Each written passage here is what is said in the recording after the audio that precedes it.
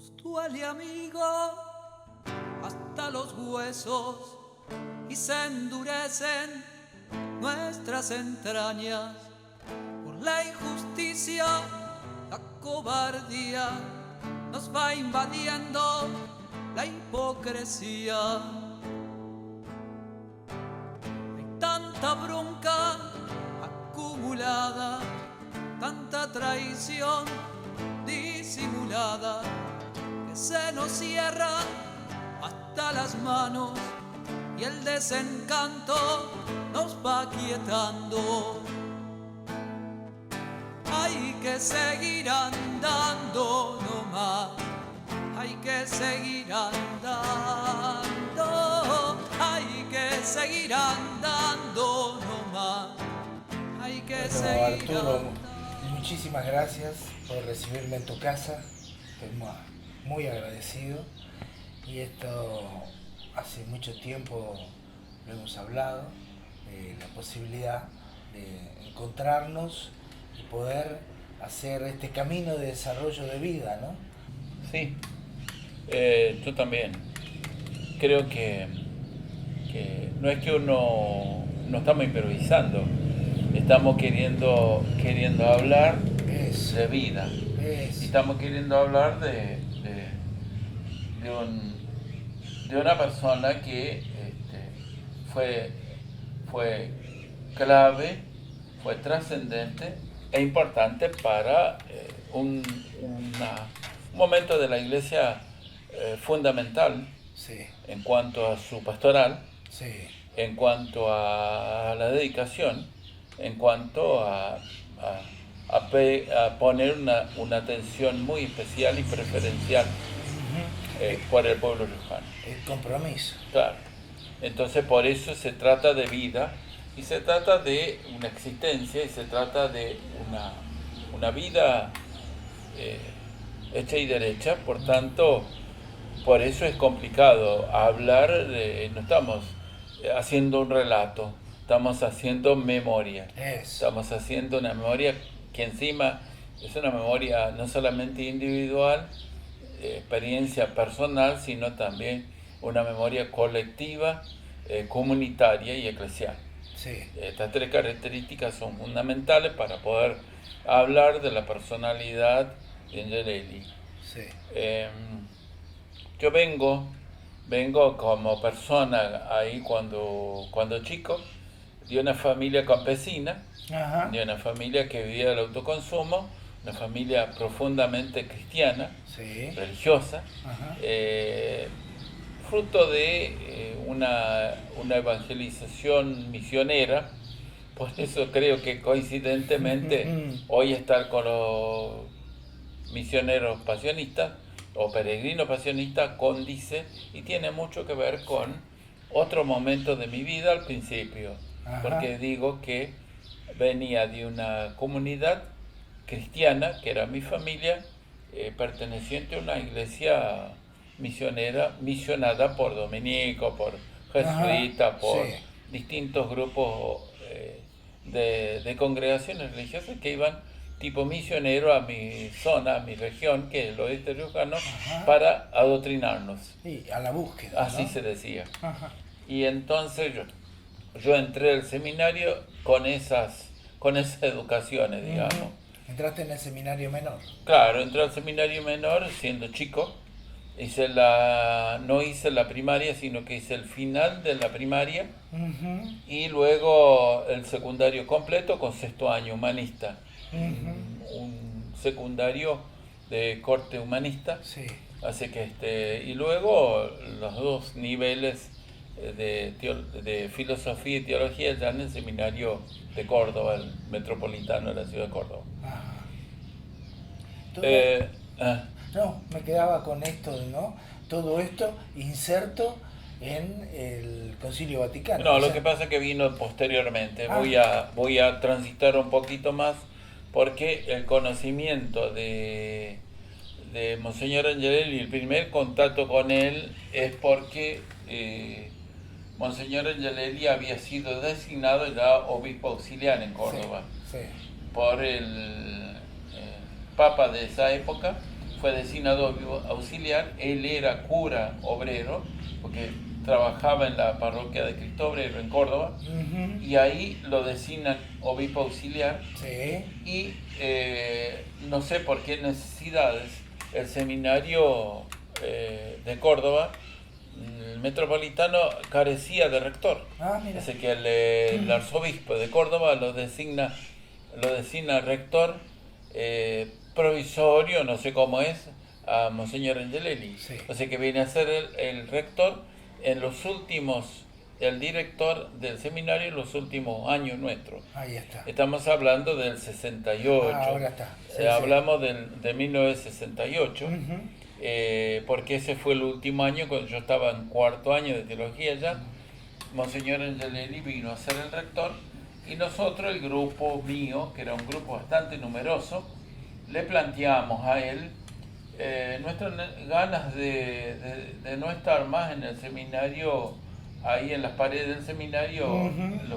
el último año, sino tener ya la posibilidad de una experiencia de parroquia. Ujú. Entonces le planteamos y él dijo, pero encantado, Claro. elíjanse parroquia y van. Así que bueno, mi grupo, que ya dijéramos numeroso, cada uno eligió un lugar, un cura adecuado para el gusto de uno, y nos fuimos de a dos a cada parroquia. Ajá. Así que yo fui a una parroquia con el padre Carlito Fugante, parroquia de Bella Vista, y ahí hice mi último año. Una experiencia muy buena, porque eran curas que estaban en la renovación eclesial. Así que esto fue en el 68, teniendo en cuenta que había acontecido ya el Concilio Vaticano Claro, II, claro. porque aconteció en el 65, Sí. 62 al 65 el Concilio Vaticano II, y Angelelli fue partícipe directo Sí. del Concilio Vaticano como obispo. Así que él ya estaba con esa renovación, y aceptó plenamente que nosotros hiciéramos aquella experiencia que ya mencioné.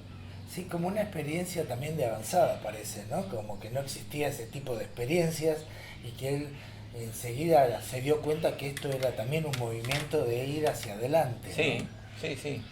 Ah. Así que yo creo que esta fue muy, muy importante esta experiencia, y bueno, coronada con que en el 68, que es el año que menciono, el Papa Pablo VI designa a Angelelli obispo en La Rioja, Mm. diocesano de La Rioja. Mm. Yo no sé si en aquel momento Angelelli era una persona que sobraba, entre comillas, Sí. en el manejo de la diócesis de Córdoba, pero a nosotros nos vino muy bien Claro. que lo designen en La Rioja. Totalmente. Así que de ese modo, Angelelli en agosto del 68 llega a La Rioja. Yo terminé ese fin de año mi seminario, y en el enero del 69 me consagra sacerdote él. Ajá. Fui el primero que me consagra sacerdote en La Rioja. Ah. Y en mi parroquia, en Villa Unión, en el oeste, me consagra sacerdote en plena calle. Esta fue la consagración, y bueno, mi parroquia era de Villa Unión, la sede, y bueno, el oeste riojano. Así que mi actividad total pastoral fue al lado de Monseñor Angelelli, con la dirección de él como obispo diocesano. Sí, qué interesante, ¿no? Porque lo tuviste como rector en tu última parte, y después, cuando ya lo pasaron a La Rioja, medio diciendo que se vaya para La Rioja, y que les vino muy bien, ahí te consagró sacerdote. O sea que fue como una continuidad tuya, ¿no? Estar con él. Sí, y bueno, yo creo que Angelelli, el mismo día que llegó a La Rioja, su primer anuncio fue, les acaba de llegar un hombre de tierra adentro, y venía con el bagaje del Vaticano. O sea que directamente la propuesta a la diócesis pastoral fue organizarnos con las instrucciones del Vaticano II. O sea que directamente fue innovador todo, fue apertura total, fue aplicar las directivas del Concilio Vaticano II, que él las había pergeniado, las había alimentado en la realización del Congreso del Concilio Vaticano, y después vino como obispo a aplicarlas concretamente en una diócesis que estaba ansiosa de un obispo. Sí, claro. Habíamos tenido 2 obispos anteriores, le tocaba el tercero, así que él vino ya con la renovación del concilio a aplicarla en todas las directivas que hubo, en una pastoral renovada, abierta, misionera, todas las características que tiene la renovación eclesial de aquel momento, ¿no? Sí, sí, de salir de estar de espaldas a ponerse de frente Sí. al pueblo, ¿no? Y no solamente eso, sino que el hombre, la persona integral, con alma y cuerpo enteritos, Ajá. como motivo de dedicación. Y bueno, ahí vinieron las preferencias pastorales de La Rioja. Ujú. Una pastoral misionera, una pastoral de iglesia abierta, una pastoral dedicada preferencialmente a los pobres, al hombre concreto, a las mujeres concretas Ujú. del tiempo, con sus tradiciones, con su economía, Ujú. con su quehacer, con sus luchas, con su tradición, con su riqueza espiritual, con su tradición eclesial, con la religiosidad popular, aplicada, las reglas del Vaticano aplicadas a toda esa riqueza tan importante que tiene el pueblo riojano como pueblo del interior, como pueblo tradicional, con una cultura propia, Ajá. con una lucha propia, Sí. y también con las dificultades propias del interior, ¿no? O sea Ese entramado que vos me estás mostrando, ¿se fue dando? O sea, ¿se fue haciendo la trama y cerrándose la trama? ¿O tuvo distintas vicisitudes? no, claro, la postura pastoral direccionada o dirigida por el obispo, con su consejo presbiterial, porque entraron a funcionar todas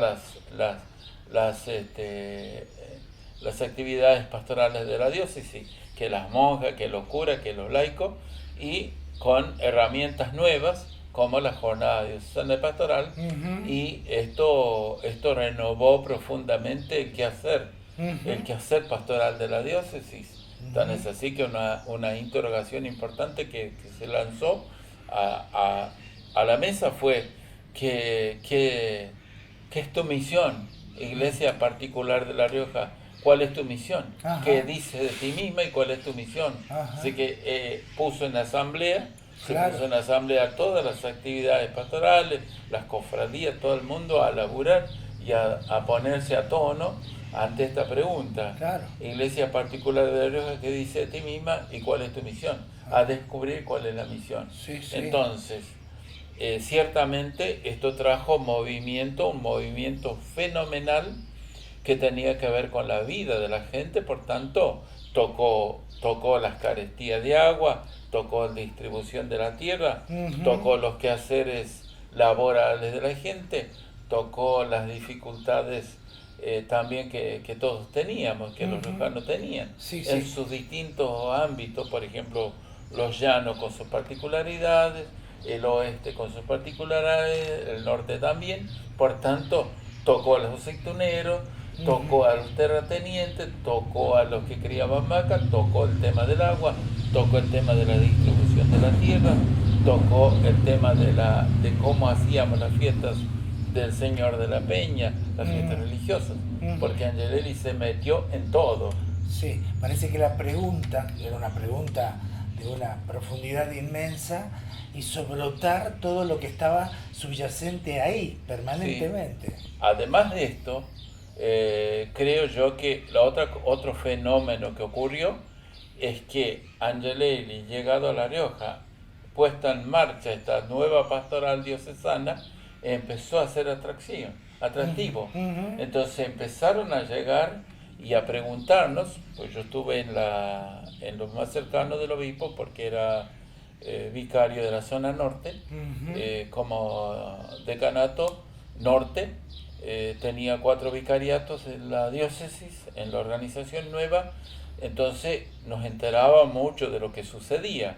Entonces Angelelli empezó a recibir, y la diócesis empezó a recibir solicitudes de grupos que venían interesados en ver de qué se trataba esta nueva pastoral.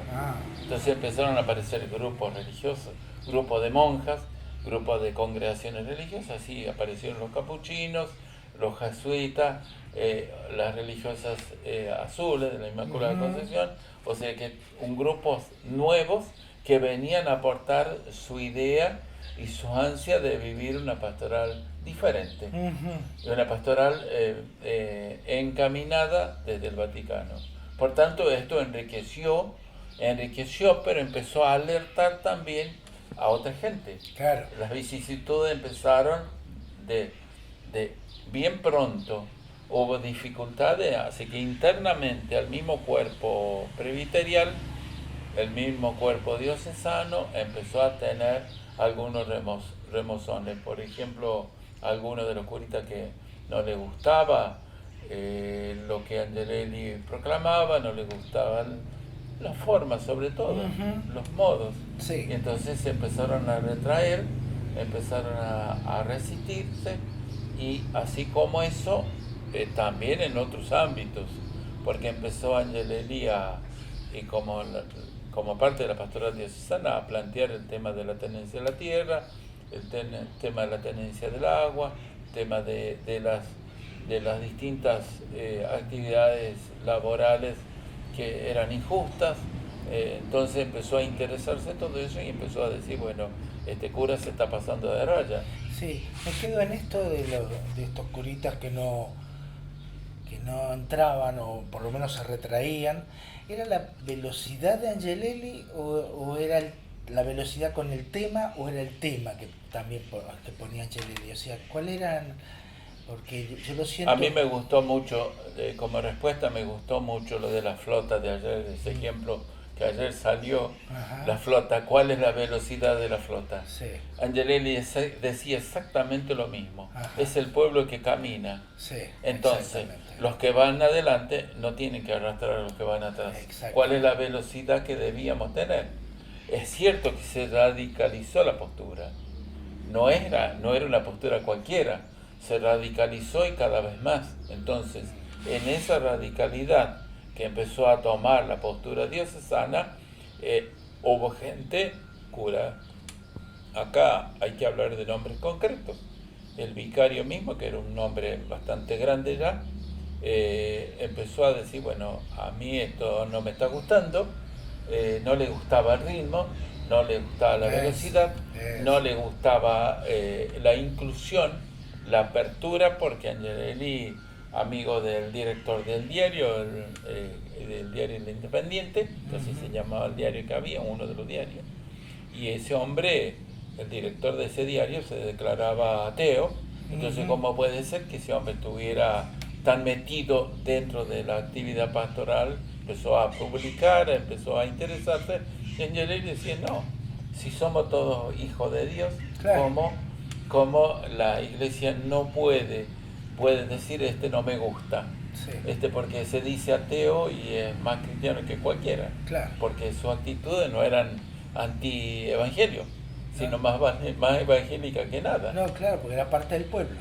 Sí, entonces yo creo que también, por ejemplo, Angelelli empezó a, no despotricar, pero sí a señalar que los privilegios no iban a ser una característica de él, porque él, en el grupo de obispos en el Vaticano, en el Concilio Vaticano II, se habían juramentado tener ciertas pautas de comportamiento propias que los identifique como obispos, como servidores y como igual iglesia postconciliar, como por ejemplo no tener privilegios, no tener sueldos, no tener chofer, no tener familiar.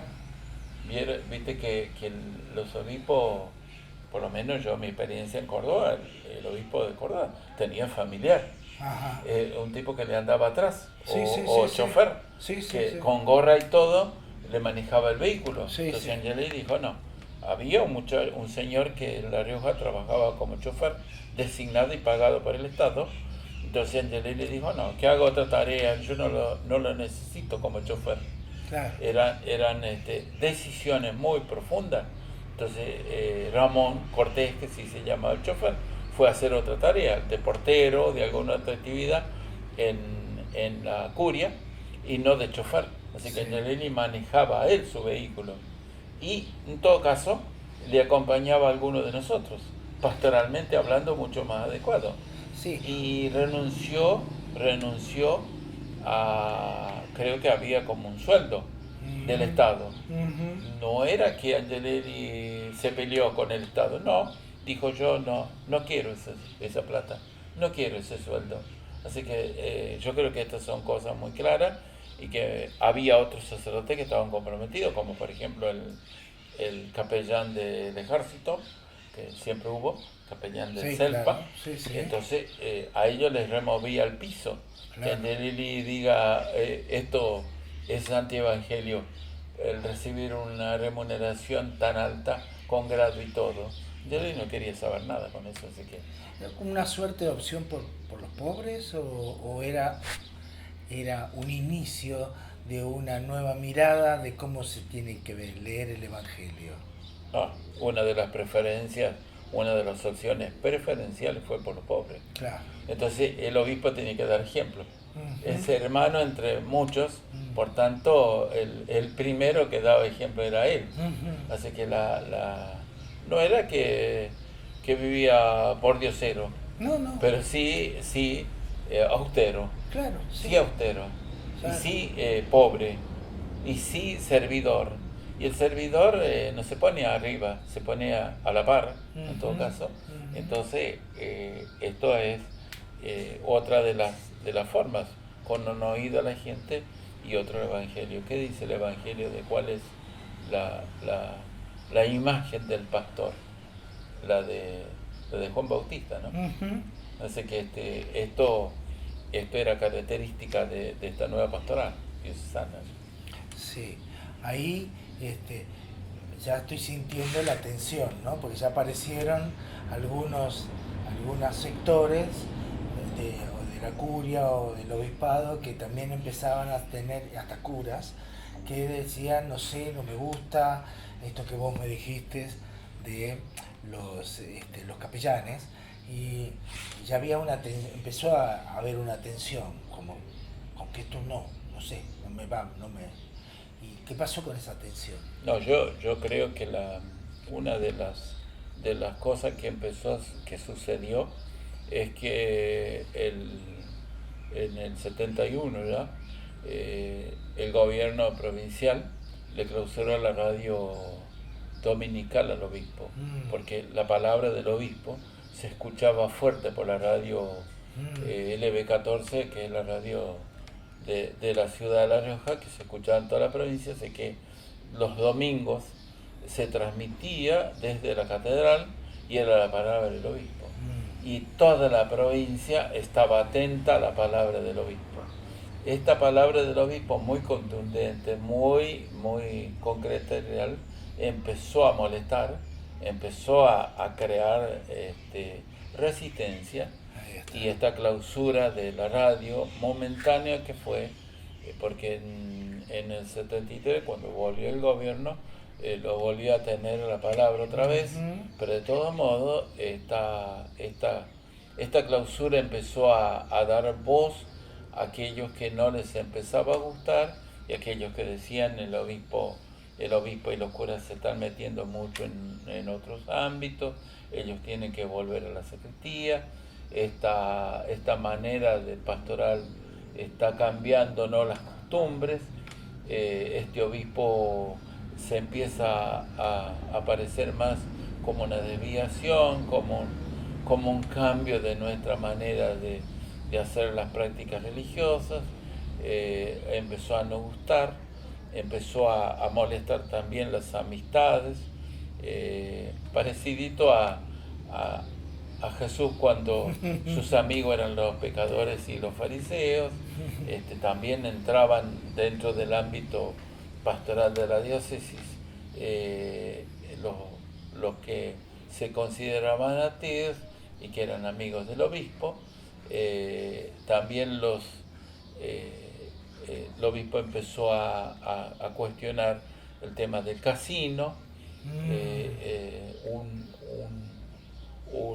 un daño para la familia riojana, porque muchos que practicaban el juego dejaban a sus familias en la calle, le quitaban el pan de la boca a sus hijos por el juego, por esto. Entonces Angelelli también empezó a cuestionar la trata, o sea, todas estas cosas traía una nueva manera de ver la iglesia, por tanto empezó a crear resistencia en aquellos que se denominaron defensores de la fe. Sí, fíjate, ¿no? Que lo escuchaban, vos decís ahí, ¿no? Lo escuchaban mucho a Angelelli, y que lo escuchaban mucho los que lo querían y los que no lo querían, ¿no? Porque querían saber por dónde iba, ¿no? Sí. O sea que en el fondo todos lo escuchaban porque querían saber, uno para tratar de trabarlo y otro porque era como un aire nuevo.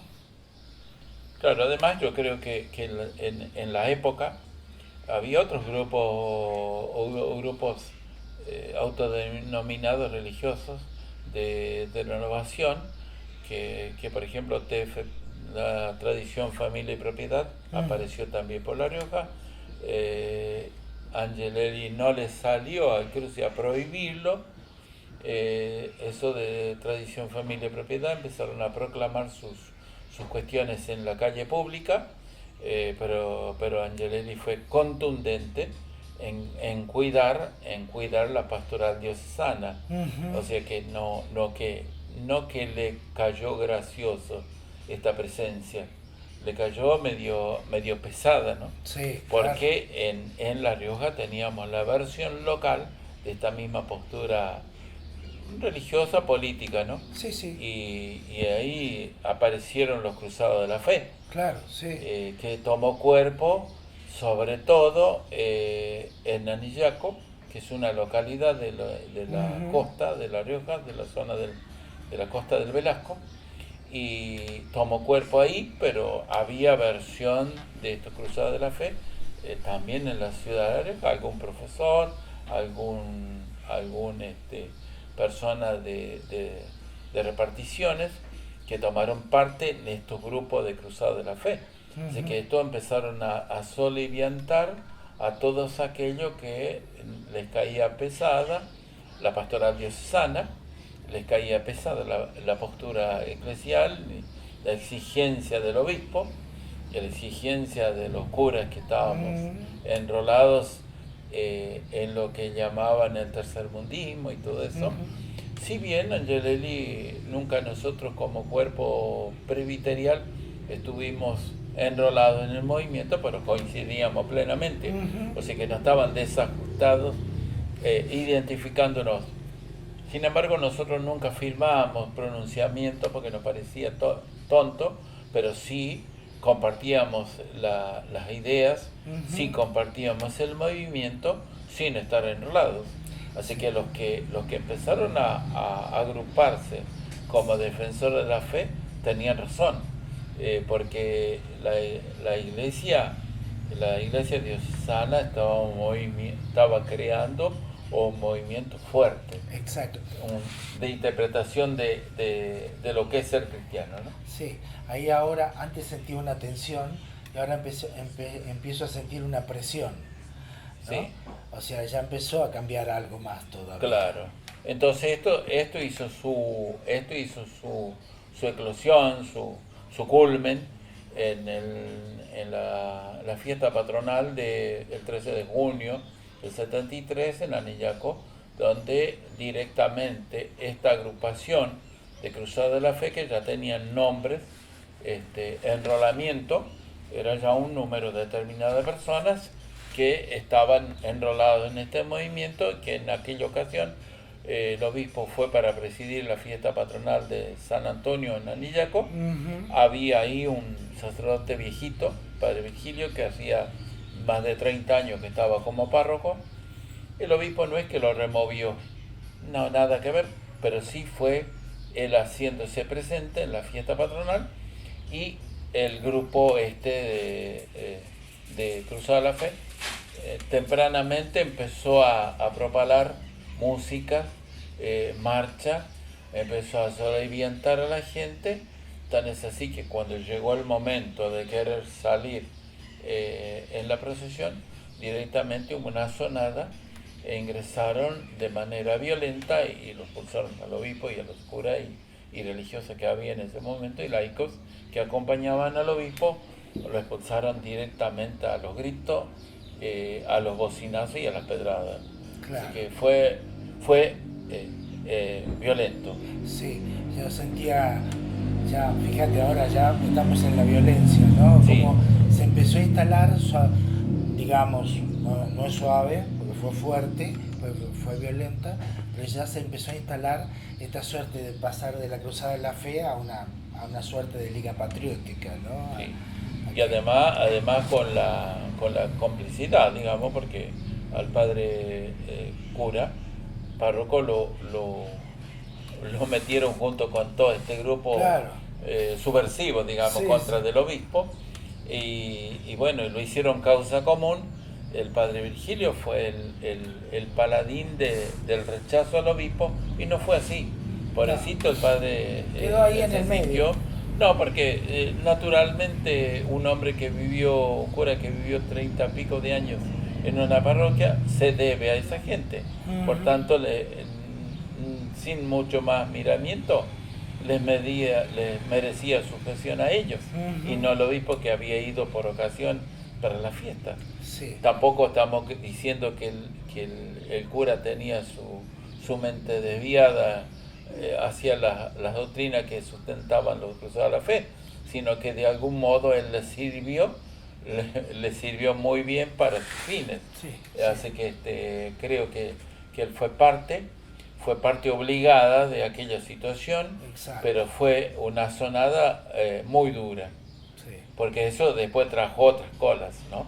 Porque Claro. después trajo otros atentados contra de las monjas, contra de los maestros rurales, que esto fue en Aminga, también parte de toda esta sonada y toda esta encadenada situación de oposición al obispo. Sí, ya cuando te permitís romper un vidrio con una piedra, ya es más fácil romper más vidrios. Ah, sí, claro. Así que esto trajo mucha discordia, y el obispo contestó también duramente, porque él, utilizando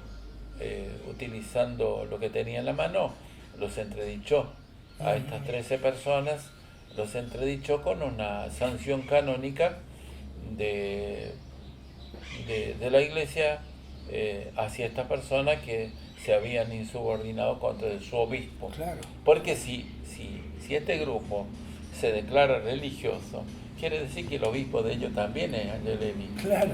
Es el obispo diocesano. Sí, Ellos sí. estaban dentro de la diócesis como un grupo autodenominado religioso, defensor de la fe. Por tanto, la fe esa la sustenta como corresponde naturalmente al obispo. Por tanto, estaban sublevándose contra de su propio obispo, al cual decían defender la fe. Y esto, ¿cómo es? Es una contradicción muy seria, porque si van contra del obispo, están yendo contra de la propia fe que sustentan. Es un poco eso, ¿no? Así que y también era una minoría, porque era una mayoría los que seguían a Angelelli, y era una minoría los que estaban intentando hacer esto.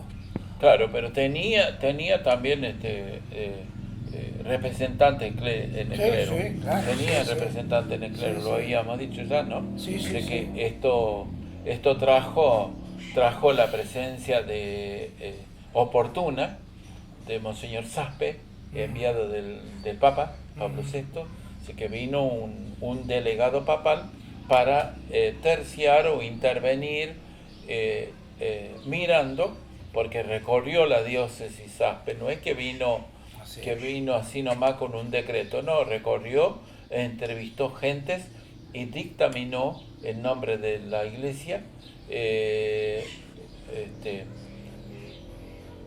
autenticando el derecho, o sea, autenticando la presencia del obispo. Claro. O sea, que lo respaldó directamente el Vaticano, lo respaldó en Monseñor Saspe a la pastoral diocesana.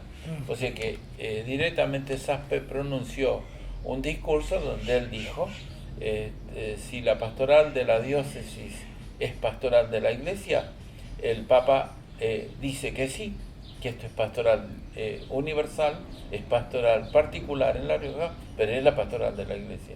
Así que con esto quedó zanjada la cuestión, o sea que no hubo desviación pastoral ni doctrinal en la postura diocesana. Fue confirmado por el Vaticano. ¿Esto calmó la situación? Yo creo que le puso una tapa. Ajá. No dejó de lado, porque la historia después nos va a mostrar que había otro órgano que era el diario, uno de los diarios locales, el diario El Sol, que esto después se trasladó a difamación, se trasladó a amenazas, se trasladó a publicaciones en ese diario de todos los que se oponían. Aparecían diariamente noticias y cuestiones publicadas en contra de la pastoral diocesana. Sí, Claro. desde la Iglesia le puso un fin, Claro. pero no así a la actividad que opositora. Como un cambio de estrategia. Claro. Así que yo creo que luego recibimos todos amenazas, recibimos todos difamaciones, recibimos todos, la pastoral diocesana, el obispo a la cabeza, versiones de que nosotros practicábamos subversión, de que éramos zurdos, que éramos subversivos, que el obispo era obispo rojo. Todo esto se empezó a propalar por distintos medios. Así que lejos de apaciguarse, sí recibió un visto bueno de Dios, del Vaticano, pero no así en estos descontentos que había. Sí, ahora estamos en un incremento de la violencia, ¿no? De la violencia verbal, digo. Estamos ya diciendo cosas que no eran y que estaban instalando temas que cada vez hacían más las diferencias, ¿no? Obispo rojo, subversivos y todas esas cosas. Y que de alguna manera esto ya estaba preanunciando un camino, ¿no? Sí, claro. Bueno, esto se engancha directamente ya posteriormente con el golpe de Estado, que fue ya más posterior, bastante después, pero que tiene que ver con lo mismo. O sea que esto encontró un caldo bien de cultivo cuando fue el golpe de Estado y empezaron las amenazas concretas. Creo yo que ahí empieza a entrar en otra escalada, porque quienes estamos en la parroquia empezamos a recibir los allanamientos, empezamos a recibir las detenciones de los jóvenes, de los grupos de catequesis, de los grupos de movimientos juveniles, incluso de curas que fueron tomados presos, como el vicario, que lo tomaron preso en Mendoza junto con 2 laicos, como así también a Antonio Gil, otro cura, a Henry Praolini. Hubo agresión física al padre Pucheta en Famatina, también en Olta al padre Ruiz, Eduardo Ruiz, capuchino. Jesuita era el de Famatina, capuchino el de Olta. Por tanto, quiere decir esto que la Iglesia diocesana se había nutrido de mucha fuerza pastoral, de distintos ámbitos, rejuvenecidos, actualizados por el concilio y que molestaban mucho. Por tanto, empezamos a recibir agresiones en concreto, detenciones, vigilancias, seguimientos, molestias, porque cuando viajábamos, o viajaban las monjas, o viajaban los laicos, eran requisados. Así que hubo amedrentamiento, hubo hostigamiento, hubo pesquisas, hubo vigilancias y hubo allanamientos de nuestras casas donde vivíamos. O sea Sí. que recrudeció tanto Eso. que empezamos a irnos de nuestra casa, no vivíamos con seguridad en nuestra propia vivienda. Exacto. Así que esto trajo bastante malestar. Y nosotros empezamos a temer por la vida del obispo. Mm. ¿Por qué? Porque empezó a recibir amenazas concretas, amenazas violentas, ¿no? Escritas y verbales. Así que a nosotros nos empezó a preocupar mucho esto. Estaban preocupados también como iglesia todos, pero fundamentalmente con la mirada en Enrique Angelelli. O también estaban... No, yo creo que también se personalizó mucho más en él, Ajá. porque evidentemente Angelelli también, así como la postura opositora empezó a recrudecer, empezó a agarrar otros colores, también la radicalidad de la postura diocesana. No es que nosotros nos quedamos quietos, nosotros empezamos también a radicalizarnos y a afirmar la postura diocesana, y nosotros sí nos parecía que debíamos recurrir a las estructuras de la iglesia jerárquica. Tan es así que nosotros, como cuerpo presbiterial, sobre todo los vicarios que estábamos más cerca de Angelelli, viendo este recrudecimiento y esta difamación muy fuerte que había, nos empezó a preocupar y le dijimos al obispo, ¿por qué no hacemos avisar? ¿Por qué no avisamos a la jerarquía que tome cartas en el asunto? Porque nosotros veíamos que había mucho cerco sobre la persona de Angelelli. Y entonces delegamos, esto se hizo porque delegamos sacerdotes que vayan a ver a Monseñor Saspe, que era de la comisión permanente del episcopado, y ellos fueron, compañeros de ahí del presbiterio, fueron a verlo a Saspe, y él directamente les dijo, realmente no puedo hacer nada. Así que fue muy triste el papel jerárquico, porque lejos de apoyar a Angelelli lo abandonó, Claro, lo dejó sí. solo. Sí, sí, O sí. sea que yo creo que se la vio solo. Sí. Y encima él, cuando él volvía de los encuentros de la comisión episcopal, de los obispos, él nos contaba a nosotros que estaba bastante solo y era muy poquitito los que sintonizaban en el concierto de obispos argentinos, eran muy pocos los que sintonizaban, y él se sentía bastante abandonado. Así que y encima con la presión política, luego también él quiso dilucidar qué pasaba con los cuerpos de militares.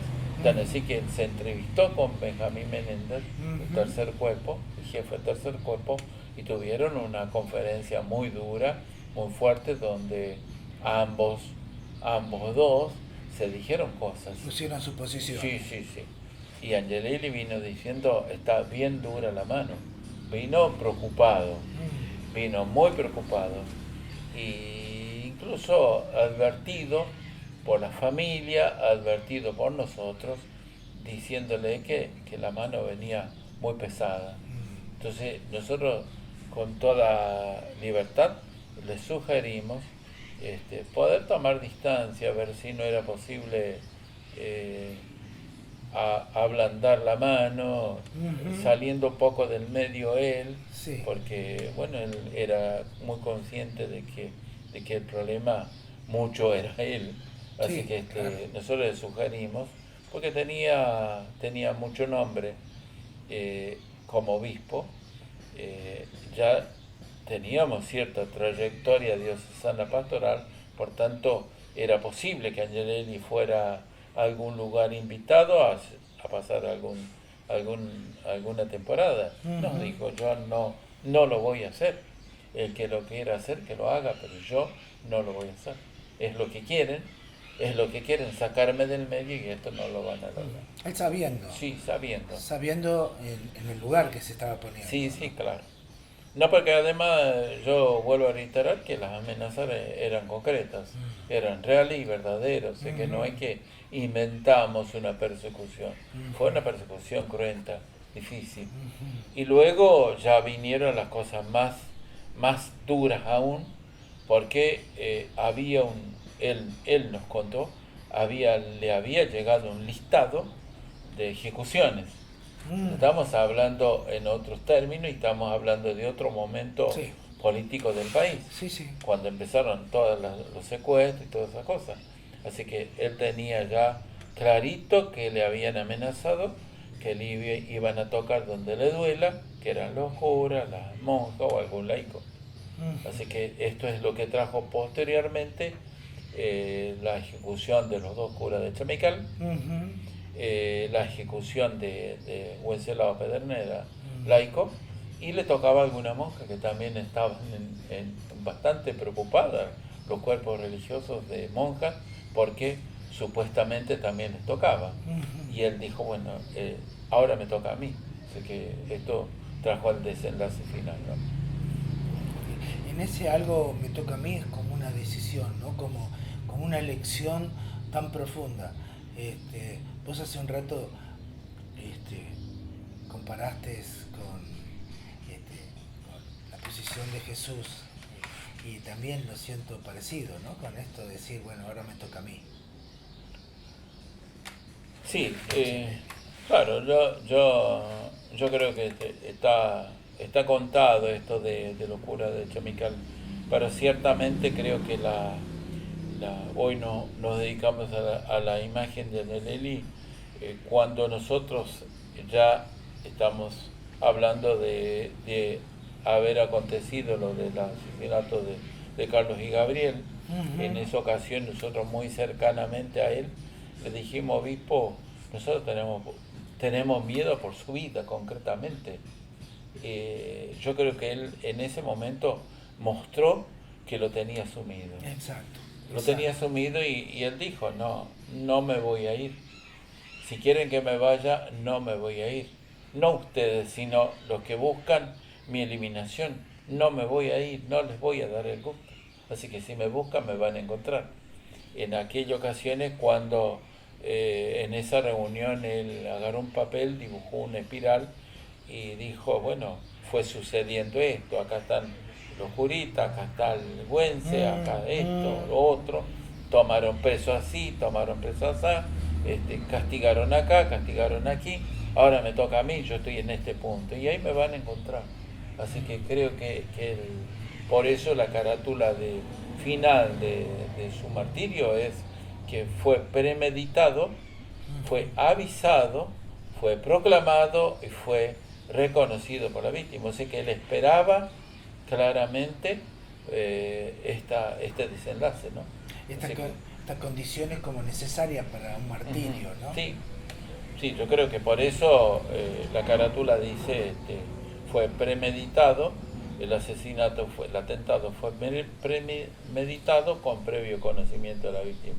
O sea, fuimos víctimas de un atentado perpetrado fríamente, preparado, realizado, ejecutado fríamente y sufrido por la víctima, ¿no? Así que por eso creo yo que él fue un mártir a sabiendas, sí. Fue un mártir aceptando su martirio porque fue fiel a la iglesia y al pueblo riojano hasta las últimas consecuencias. Sí, claro, sí. Eso que creo que es la característica del martirio, ¿no? Claro, sí, la fidelidad. Sí. La fidelidad con el evangelio y la fidelidad con el pueblo, sí. Exactamente. Sí. Y vos, en esos momentos, ¿cómo vivías esto? Más allá que le pedías a él que se vaya, pero ya él te dijo, me van a encontrar. Acá. No, fue el cuerpo presbiterial, los vicarios, los que estábamos reunidos con él, más algunos otros sacerdotes, los que le pedimos. Esto es como una sugerencia, digamos, sí. Pero él dijo, no, contundentemente no. Entonces, yo creo que lo vivimos como un habernos jugado por una pastoral concreta. O sea que todos teníamos, todo el cuerpo, mayoritariamente el cuerpo diocesano, estaba junto con su obispo. Sí, O sea claro. que nos jugamos por una pastoral que la asumimos todos corresponsablemente y todos éramos parte. Por tanto, la sufrimos todo, la aguantamos todo, la vivimos todo, la proclamamos todo, todos. Por tanto, la sufrimos también el desenlace final todos. Yo circunstancialmente volvía con él, pero esto no fue casualidad. Yo era parte del entramado pastoral de la diócesis, Sí. porque era vicario de la zona norte, decano de la zona norte, por tanto no la bebí de arriba, No. la bebí coherentemente porque había asumido ser parte de este cuerpo diocesano. Por tanto, no es que de casualidad estaba, no estaba de casualidad, porque cuando mueren los curas, cuando los asesinan a los curas de Chamical, yo me ofrecí voluntariamente ir. Junto con el padre Amirati nos ofrecimos ir a acompañar a la comunidad parroquial de Chamical, porque yo había estado en el 71 en esa parroquia un tiempito y conocía muy bien a la gente, así que nos ofrecimos humanamente a ir a acompañar el dolor, y no ¿por qué no decir también la desorientación de los cristianos? Claro. Porque sufríamos no solamente dolor, sino que también desorientación, Sí, sí. de no poder imaginar jamás, porque el mismo pelado Angelelli dijo, no se van a atrever a tocar un obispo, y se atrevieron. Sí. O sea que esto fue muy duro, ¿no? Y la gente sabía que se habían atrevido a asesinar a los curas, se habían atrevido a matar al obispo, por tanto, yo creo que este dolor y este martirio lo llevamos como cuerpo diocesano, como iglesia. Sí, sí. Está bien, el que murió, el que lo atentaron fue Angelelli, a los curas y a Wenceslao, pero yo creo que es un sello martirial de la diócesis, es un sello martirial de los cristianos. Por eso los riojanos dijeron, lo mataron. Con claramente el mismo día del atentado, Ahí. dijeron, lo mataron. Y fue palabra de verdad. O sea Sí. que este martirio le pertenece a la iglesia, le pertenece al pueblo riojano. Angelelli les regaló, nos donó su vida y nos donó su sangre. Por tanto, yo creo que por eso los jóvenes riojanos lo quieren tanto al pelado como mártir propio, ¿no? Así que yo lo que estaba diciendo antes, que yo me ofrecía a ir a Chamical, luego, como natural, quería volver a Imogasta, donde era mi sede, y le dije a él, vamos juntos. Pues él se tenía que volver a la catedral, a la diócesis, a la sede. Yo me volvía también a mi lugar, que estaba más al norte, por tanto era normal que viajemos juntos. Así que le dije, bueno, vamos juntos. Yo creo que también, no sé si con ingenuidad, porque la cosa la pintamos como que era muy dura, como que era muy persecutoria, como que era muy límite. Sin embargo, nosotros no tomamos otras prevenciones que salir por un camino secundario. Conocíamos perfectamente la presencia de la gente del CELPA como vigilantes en contra del obispo.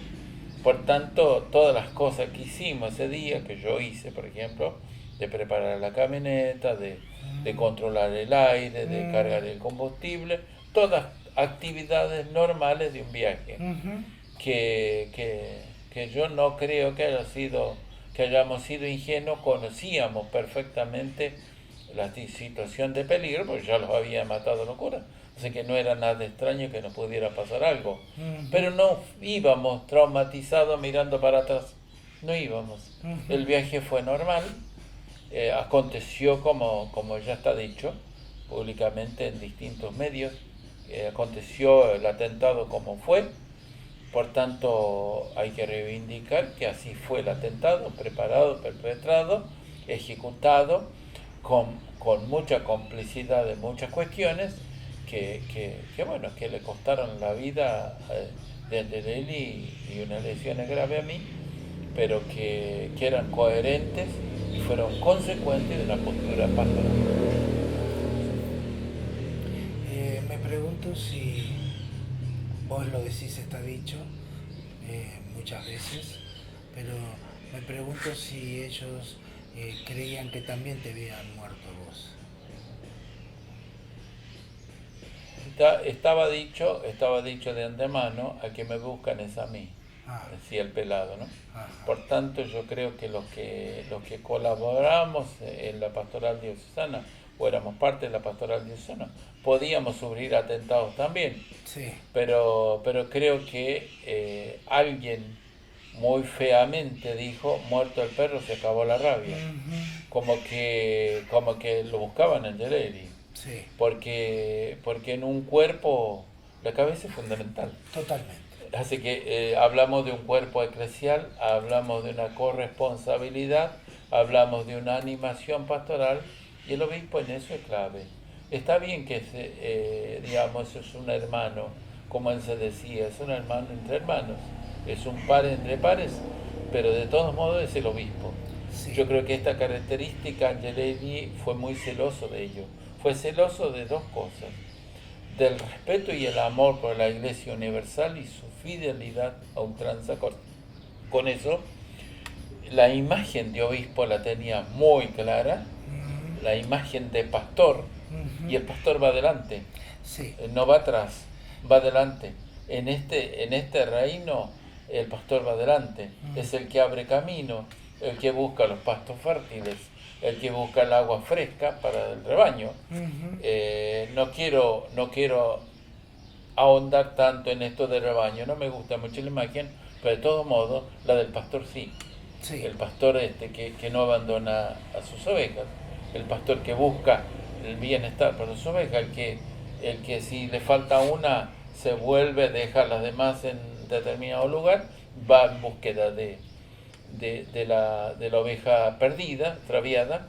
Creo que Angelelli, esta imagen fue perfecta en su vida, sí, fue completamente comprobada en la vida de Angelelli. Por tanto, yo creo que coherentemente, consecuentemente, nos podría haber tocado. Yo creo que también tiene que ver en la premura del hecho, porque el atentado tuvo velocidad, sí. Tuvo premeditación, sí. Tuvo ejecución, tuvo ejecutores, pero también tuvo premura. Sí. Había que Yo recibí la visita de alguien posteriormente, cuando yo ya estaba en Aymogasta, que me fue a saludar, un muchacho que me dijo: mira, te vengo a dar un abrazo grande porque sé que estás de vuelta. Cuando yo volví de Córdoba, del sanatorio a Aymogasta, volví. Entonces fue un muchacho que me dijo: vine a darte un abrazo grande porque yo fui uno de los primeros que llegué después que pasó lo de Angelelli, y estabas vos vivo, y creí que te liquidaban, que te habían muerto y estabas vivo. Lo que sí que no consciente, dijo, porque yo te quise preguntar cosas, y me fui, dijo, por temor, porque aparecía gente que a mí no me gustó, así que yo me fui. Por favor, me dijo, no digas nada de esto, porque yo temo por mi vida y por la de mi familia. Que él era un trabajador que andaba transportando cosas. Me dijo: vengo para saludarte, para solidarizarme con vos, pero no quiero aparecer. Sí, vos hace un rato hablaste en otro tiempo de la desorientación que empezaba a ocurrir, ¿no? Y después, cuando hablabas del pastor, que el pastor va adelante, y sin pastor hay desorientación. O sea, la desorientación era algo que era lo que querían, ¿no? En el fondo, iniciar algo de que el pueblo quede... Yo creo que justamente me engancho con eso de la desorientación, porque posterior a los hechos, al atentado, posterior al 4 de agosto, los que quedamos fuimos parte muy profunda de una experiencia pastoral única. En mi caso, yo me recibí en el 69, ordené en el 69 y estuve hasta el 77. Por tanto, tuve toda mi trayectoria ministerial con Angelelli. No viví otro tipo de experiencia eclesial. Por tanto, en mí fue muy profunda, muy verdadera, muy sincera y nada disimulada. Por tanto, esto no quiere decir que yo había borrado de mi existencia, de mi ser humano, cosas fuertes que a mí hacían a mi forma de ser, a mi personalidad. Ejemplo, yo posteriormente me casé porque nunca descarté esta posibilidad, aún siendo cura, nunca descarté, porque creo profundamente que este servicio sería mucho más acabado y mejor con esta vida en pareja. Sin embargo, acepté en ese momento ser así, porque así es la condición sine qua non para ser presbítero. Claro. Posteriormente, esto de la desorientación, porque muerto el perro se acabó la rabia. ¿Qué pasó posteriormente? La iglesia jerárquica siguió con sus cuestiones. La designación, no del que estuvo administrador apostólico como Monseñor Rubiolo, sino Monseñor Vite posteriormente, fue puesto a propósito. Claro. Fue puesto a propósito para yo no sé si, no creo que borrar, porque una experiencia de vida, como lo decimos, tan profunda, no se borra fácilmente, pero sí se puede cambiar de rumbo. Desarmar. Se desarma, entonces Claro. yo intuí, me di cuenta que eso iba a acontecer en La Rioja. El día que fui a verlo a Monseñor Vite, le dije: Monseñor, yo le pido un año de licencia para retirarme de la pastoral en la diócesis. Me dijo: ¿usted va a volver? Le dije: no, se equivoca usted, porque usted, discúlpeme, le digo, no conoce al pueblo de La Rioja, no me conoció a mí, no conoce a su cura, por tanto ha sido puesto acá para cierta cuestión, por tanto yo desconfío y no quiero ser parte de esta negación de lo que hemos vivido tan profundamente y que ha costado la vida del pastor. O sea que como yo estoy convencido que esto fue un atentado, yo no quiero ser parte de una iglesia cómplice. Yo me quiero retirar concretamente de lo ministerial, por lo menos por un tiempo. ¿Va a volver? Me dijo: no voy a volver. Volveré sí para pedirle ya la definitiva, pero bueno, así fue. Al año, cumplido el año, como corresponde a la palabra empeñada, volví y le dije: Monseñor, vengo para decirle que me retiro. Creo que esto fue también una cuestión que pasó, no solamente en mí, que me fui en esa ocasión, sino que pasó en muchos laicos, muchos cristianos, muchos movimientos, mucha fuerza. El grupo de los llanos, de los curas de los llanos, siguió con mucha polenta posteriormente. Me consta que siguieron ellos, y en todos lados de la diócesis, la semilla sembrada no fue en vano. O sea, no queremos negar con esto que desapareció Angelelli, se haya muerto todo. No, la gente siguió con lo aprendido, siguió con una postura, pero sí, la cabeza cambió. Sí. Esto fue puesto a propósito, o sea que no es que de casualidad. Cuando vos tomaste el pedido de licencia, pero ya teniendo claro que no volvías, el pedido de licencia era algo más casi administrativo, ¿no? Sí. Más que otra cosa. Sí. Yo creo que ahí prende también lo de hoy, ¿no? Es decir, luego yo me fui temporariamente a un lugar de trabajo, porque creo que gracias a Dios nunca fui tan clerical. Esto lo mantuve y tengo conciencia de haber, mientras fui cura también, nunca fui tan clerical. En mi actividad, ni mi manera de ser, ni tampoco mi relación con las personas. No fui clerical. Que es una cosa bastante dura dentro de la iglesia, ser demasiado cura, demasiado cara de cura, que te olfatean a la cuadra. Entonces, yo traté de no ser así, claro. Tanto que había uno que me dijo: este cura se parece a hombre.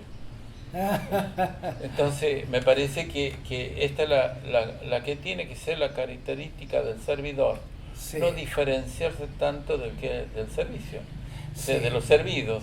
Bueno, esta cosa de Angelelli, ¿no? Claro, Un oído en la claro. palabra y otro en el pueblo, Sí, ¿no? sí, y Angelelli sí bien, y ahí viene que antes mencioné de su fidelidad a la iglesia y su fidelidad al ser obispo, Mm, pero no en la característica de príncipe, que sí lo tuvo Monseñor Ferreira Reinafé, que era un príncipe de la iglesia. Angelelli era un servidor sí.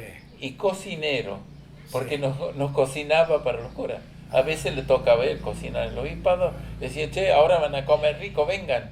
Y íbamos y cocinaba él. O sea que no es que... Y ahí sí en su casa se sacaba el hábito, pero ante el pueblo, ante la gente, jamás lo viste a Angelelli de muchacho. No porque esto fue una denigración, sino que era una característica de Angelelli, o con sotana blanca o con hábito negro, pero andaba siempre con el atuendo. Ajá. Y cuando tenía que dar cátedra, el gorro de pico puesto. Ajá. Ahí era el pastor, Sí. y el bastón en la mano. Sí. Yo creo que esta es la característica del buen pastor, que se pone el atuendo para defender a su grey Sí. ante el peligro. Sí, Entonces sí, se sí. ponía los Soy yo, atuendos. soy yo el responsable. Hay una foto muy linda que seguramente Raúl la vio, que está vestido, y que eso se publicó en los diarios diciendo los ceños fruncidos. El ceño fruncido de Angelelli era porque él decía, la cosa viene dura, Claro. la mano viene pesada. Sí. Y entonces su ceño, en esa foto que está con el gorro ese largo y el bastón, está con el ceño fruncido. Mm. ¿Por qué? Porque la mano venía pesada, la mano venía dura. Y si no, él se divertía diciendo, está linda la mano. Mm. En cambio, en esa foto estaba el ceño fruncido porque soplaban tiempos muy difíciles y que luego se pusieron más difíciles aún. Sí. Entonces,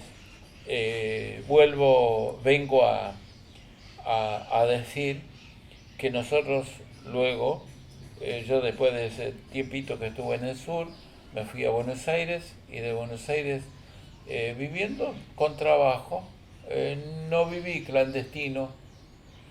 Sin embargo, siempre me di cuenta que ciertos servicios Mm. me hacían notar que sabían dónde estaba. Mm. Sí, sí. Por tanto, de algún modo es como una clandestinidad obligada. Sí. Porque yo no pude decir en mi trabajo, yo trabajé en una fábrica, no pude decir soy fulano de tal. Claro. Tan es así que bastante tiempo después, cuando yo ya vivía acá y fui a Buenos Aires, me fui un día al banco y me encontré con una ex compañera de ahí de la fábrica donde yo trabajaba. Y me dijo, hijo de puta, nunca contaste que eras tan cosa. Me dijo, y bien lo disimulabas. Es la verdad que creo yo que es una característica de los del interior, los cabecitas negras, que en la ciudad de Buenos Aires pasamos desapercibidos. Sí, porque nos claro. conviene Claro. Sí, para sí. sobrevivir. Sí, sí, Y totalmente. yo creo que utilicé ese recurso de los del interior, que vamos a donde hay laburo, para sobrevivir. Claro. Y creo que este es un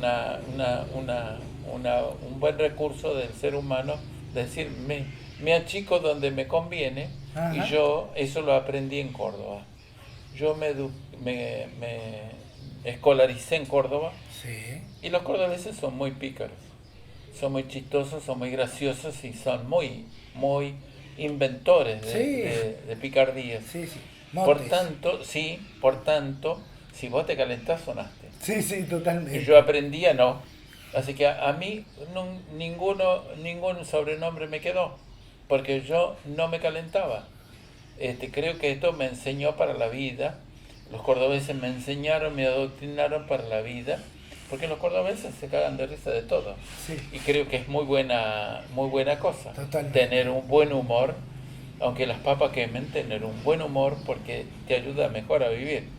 Y bueno, yo después que viví en Buenos Aires, cuando ya vivíamos, hicimos pareja con Ana, un día nos planteamos, ¿qué hacemos acá? Nosotros estamos como sapo de otro pozo en este lugar, Ah. en la ciudad de Buenos Aires. Sí. Vamos a buscar otro aire. Y creo que lo que uno aprendió, mamó, no lo puede esconder. O sea que toda la experiencia pastoral de un tramo de la iglesia riojana, que es un tramo de oro como en la época de que fue pastor Angelelli, no podíamos disimular esta riqueza. Así que dijimos, ¿dónde la vamos a volcar? Y bueno, vamos a buscar donde haya crucificado. Porque ¿dónde estaría Angelelli? Justamente en los crucificados de este pobres. tiempo. Los pobres. De este tiempo, los pobres. Entonces dijimos, hay dos lugares, que era el sur, con de Nevares, o Formosa. ¿Por qué? Porque acá hay originarios. Ajá. Había pueblos originarios, por tanto son los pobres de entre los pobres. Sí. Encima de pobres indios. Sí. Así que dijimos, vamos ahí. Y estaba mi cuñada acá trabajando ya, la hermana de Ana, Betty, con Ernesto, mi cuñado, mi concuñado. Entonces dijimos, nos anotamos para ir. Vinimos a ver, nos encantó, conocimos los buchis, conocimos la vida acá y nos vinimos acá. Creo que además encajamos con un grupo de misioneros pasionistas Sí. que tuvo que ver con una elección nuestra, con una opción que ya la parroquia de misión de acá de Juárez tenía, que era dos características de la pastoral parroquial de Juárez, era la CEP, las comunidades eclesiales de base, y la CAP, comunidades aborígenes. Ajá. Por tanto, encontramos el molde para nosotros en este lugar. Así que por eso creo que adoptamos y nos aceptaron fraternalmente los pasionistas en este lugar. De peregrinos donde empezamos, ¿no?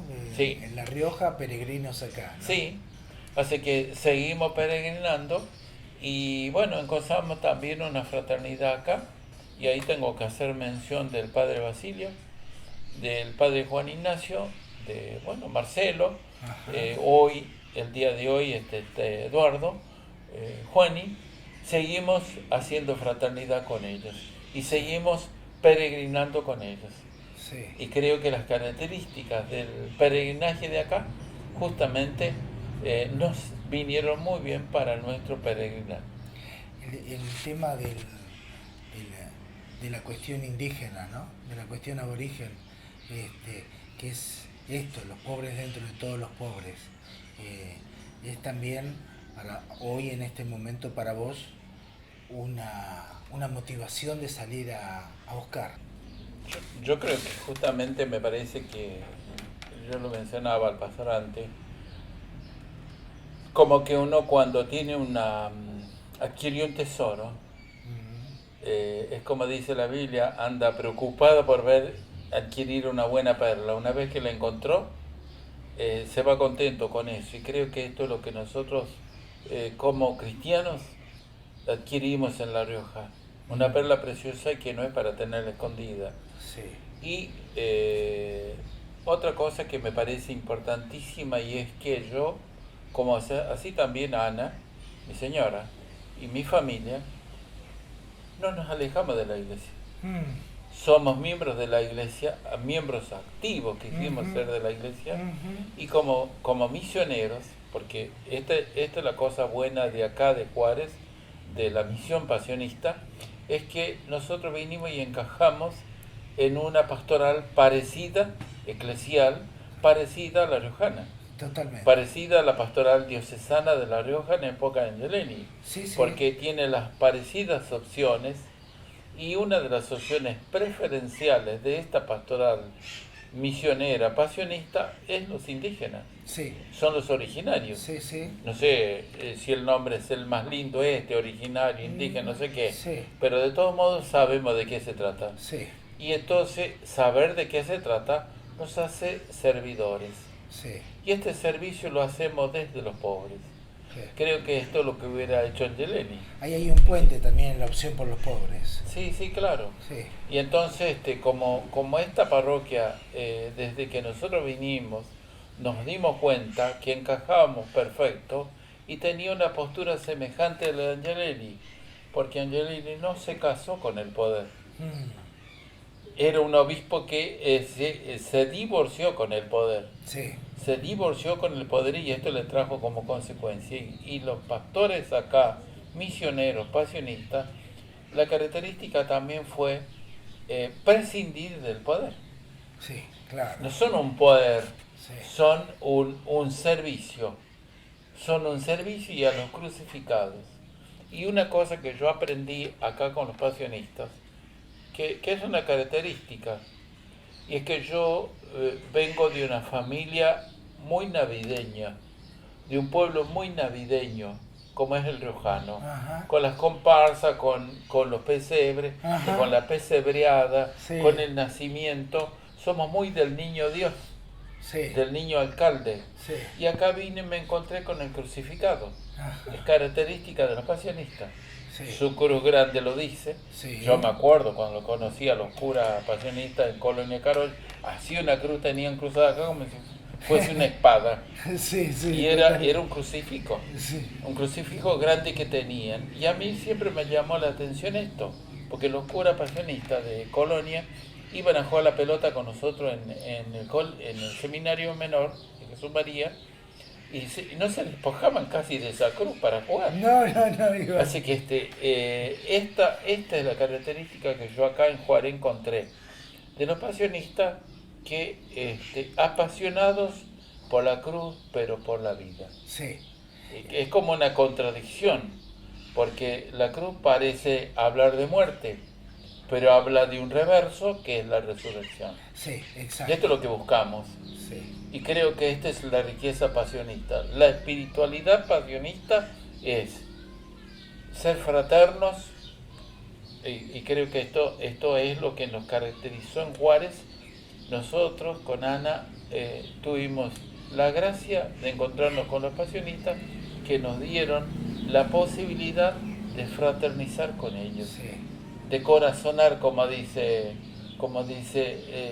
nos hicimos amigos del corazón Sí. y de la vida. Sí. Y creo que esto es muy lindo, porque tener amigos del corazón es como a ustedes.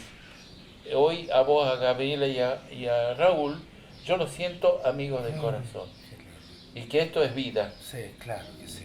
O sea, por otro lado vendrá si cómo sos, cómo vivís esto, pero yo los siento amigos del corazón, Sí. amigos del alma. Y es esto de que la búsqueda de este amigo del alma es y lo de encontrar, ¿no? Sí. Porque si vos te quedás encerrado en tu casa es difícil encontrar el amigo del alma, ¿no? Claro, lo que pasa que yo creo que hay una característica, y es que es lo que nos enseña, porque vos decís, ¿dónde está la paz que tienen los huichí? Cagados de hambre. Sí, ¿Dónde está la paz? ¿Por qué tienen paz? sí, totalmente. Porque es la paz de los pobres. Sí, No tienen poder, no tienen acumulación, sí, sí, te enseñan el no acumular. sí, sí, sí. Y vos me podés decir que chiste, estás bajo un hermoso techo, como no vas a hablar de no acumulación, porque vos lo acumulás. Yo creo que los huichinos enseñaron que no son dueños de, son parte de. Sí, Por eso no hablemos de los dueños, hablemos de parte de. Entonces ellos nos enseñan que nosotros somos parte de la tierra, no somos habitantes, somos, encima los pasionistas nos enseñan que peregrinamos en esta Exacto. tierra, y peregrinamos en un lugar no de turismo, porque lamentablemente yo aspiro a que los huichí algún día tengan desarrollo y puedan sus hijos elegir lo que quieran ser y no obligados a hacer lo que no les gusta. sí, Porque yo digo que algún día los huichí deberán tener sus médicos, como lo tuvieron en la antigüedad, sus abogados, sus defensores, todo eso creciendo como pueblo. Y en el encuentro del DEPA hablamos con el grupo donde yo estuve de un país plurinacional. sí, Esto tiene que ser Argentina, un país Totalmente. plurinacional. totalmente. Porque la nación, si nosotros defendemos que los huichí tengan su propio idioma, tengan su propia cultura, tengan sus médicos, tengan sus abogados, tengan sus dirigentes, tengan las mujeres lideresas, estamos haciendo crecer un pueblo, estamos haciendo crecer una nación. Sí. ¿Y cómo pegamos eso con un país si no es plurinacional? Sí, totalmente. Porque Es un Estado que va a tener ciertas cuestiones que son para todos, pero que la característica étnica es de una nación muy diversa, muy diferente de mis raíces sí, españolas. sí, Pero sí, yo me siento, y acá con esto termino, como empecé. Empecé como un hijo de un campesino, de una familia campesina muy profundamente religiosa, que vivíamos del autoconsumo, y termino diciendo que tengo mis raíces diaguitas, sí, y que sintonizo con los wichí justamente por eso, sí. porque son nuestras raíces parentales del mismo lugar, Ajá, de sí, esta sí. Argentina tan hermosa, del cual somos parte todos nosotros, y que nuestras raíces tan profundamente metidas en la tierra, de la cual somos parte. Me quedo con esta última parte tuya de las raíces y me quedo con el recuerdo de Angelelli y la Biblia que tenés del pelado, donde de alguna manera quedó más allá del corazón latiente de él, permanente en todos nosotros, en vos especialmente, estamos hablando de vos, pero desde ese corazón latiente quedó también algo que simboliza, algo que está simbolizando, que era la Biblia que él tenía todo el tiempo en sus manos. Me quedo con toda esta historia y lo único que puedo decirte es gracias, gracias, gracias. Gracias a ustedes también, y a Raúl, a todos, porque bueno, somos parte de este caminar. Y Angelelli decía, hay que seguir andando. Hay que seguir andando nomás. Así que honesto. Muchas gracias. Y bueno, pero lo importante, creo yo, que aprendimos a tener un oído atento al pueblo y otro a la Biblia. Exactamente, exactamente. Y San Nicolás, el santo riojano, adoptado por La Rioja, yo no sé si Nicolás ese negro era de riojano, ¿no? Era de Bari, Era, sí, sí, sí. pero él tiene un libro en la mano y un bastón en la otra. Ajá. Y eso significa que no del conquistador, sino del pastor. Sí, exactamente. Que lleva el libro de la vida. Sí, Lleva el libro de la vida y el bastón del pastoreo. sí. Un buen pastor. Así que ahora tenemos un obispo mártir que es Angelelli. Sí, totalmente. Y con la verdad que se puso sobre la oscuridad. La oscuridad trataba de tapar y la verdad se puso. Gracias. Gracias a vos. Espíritu sigue impulsando a este pueblo crucificado. El pueblo libre será posible. Muchos testigos hoy no lo dicen. Angelelli, Oscar Romero, Carlos Mujica, 1000 compañeros. Su sangre canta en nuestras cuerdas. Este es el tiempo del hombre nuevo. Hay que seguir andando no más. Hay que seguir andando. Hay que seguir andando no más. Hay que seguir andando. Hay que seguir andando no más. Hay que seguir andando.